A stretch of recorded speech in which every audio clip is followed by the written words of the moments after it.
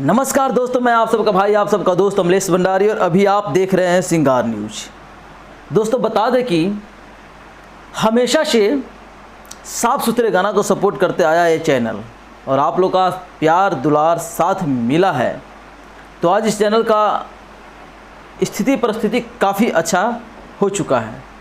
उम्मीद करता हूँ कि ऐसे ही सपोर्ट बनाए रहे, साथ बनाए रहे। तो मैं बात करता हूँ आज की एक बहुत ही लाजवाब एक निर्गुण लॉन्च हुआ है।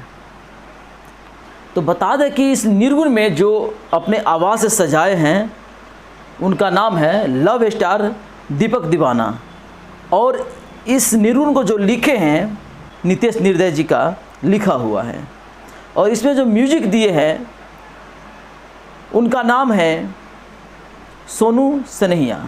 और बता दें इस निर्गुण को पीएस इंटरटेनमेंट भोजपुरी पे रिलीज़ कर दिया गया है।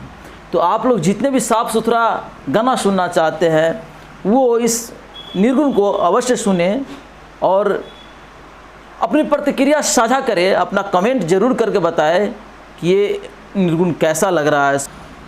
तो दोस्तों आज का हमारा वीडियो आपको कैसा लगा हमें कमेंट करके ज़रूर बताएं, और अभी तक हमारे चैनल को अगर आपने सब्सक्राइब नहीं किए हैं तो कर लीजिए, क्योंकि आपके गांव घर से लेकर छोटे से छोटे बड़े से बड़े स्टारों की खबर इस पे ही आती है।